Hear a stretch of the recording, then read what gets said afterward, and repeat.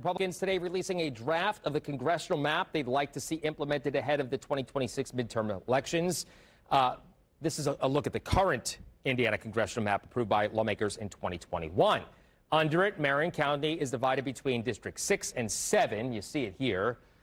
Now let's take a look at the proposed new congressional map that was released today. It redraws every one of Indiana's 9 congressional districts. Marion County would be divided between the 4th, the 6th, and the 7th districts, as well as the 9th district. Now, the 9th district would run from the Ohio River through Brown and Morgan counties and into downtown Indianapolis.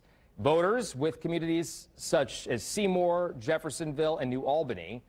The 7th district would shrink to cover only the northeast corner of Marion County before stretching into several east counties. The 6th district would take over the southeastern part of Marion County, along with several southeastern counties. Now, the 4th district could cover the county's northwest corner and extend across numerous western counties that you see here up to the Illinois border.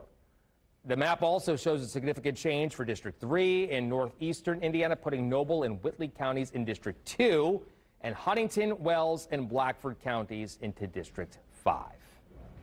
All right, well, that proposal has already sparked protests and new legislation aimed at stopping it. News 8's Malia Van Ostrand is at the State House, where the legislative session got underway today. And Malia, what can you tell us so far? I'm here at the State House, where lawmakers wrapped their first round of discussion this afternoon. Right outside those doors, protesters voiced their frustrations over the proposed map. The draft map redraws Indiana in ways opponents say fundamentally shifts political power. The biggest changes are in Marion County, which would be split into 4 districts, pairing downtown voters with communities as far south as Seymour and New Albany. We feel like all voices are heard, every who's will be represented. And then in regards to the courts, it's just making sure there's a process to get to the Supreme Court as quickly as possible. They're the final determinant.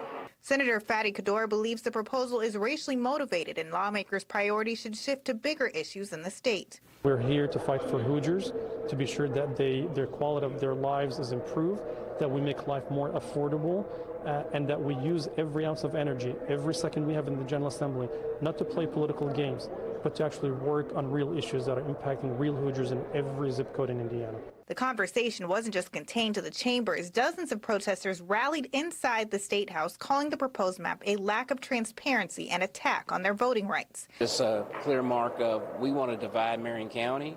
We want to dilute the black vote. We wanted to do damage to the black community, and so we're going to do that because we can. Houston defended the proposal, saying it's what people across the country want and that the map was created with the intent to create as many Republican seats as possible.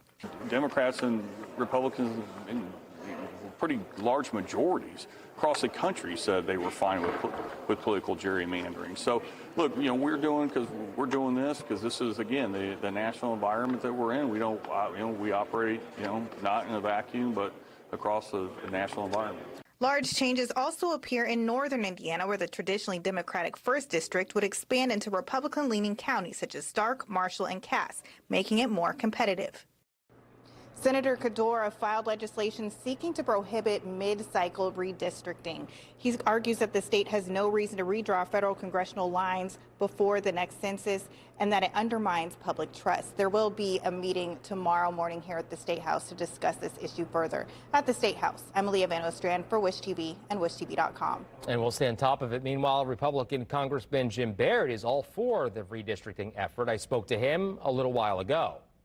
I think it looks like a fair representation of the state of Indiana, and I really appreciate, based on some of the information that I've come across, the fact that some of the undercounted counties in the past, like 5 out of the 6 were Republican districts that were undercounted, and then those that were overcounted, there were 6 out of 8 that was Democrat. And so I think that through our Oversight Committee deserves to have a reevaluation to make sure that we're coming up with the right number of representation. Democrat Congressman Andre Carson, meanwhile, is against the idea. He issued a statement saying Hoosier values matter more than D.C. threats and bullying. Splicing our state's largest city and its biggest economic driver into 4 parts is ridiculous. Goes on to say it's clear these orders are coming from Washington, and they clearly don't know the first thing about our community. Hoosiers have made their voices heard and won't stand for it.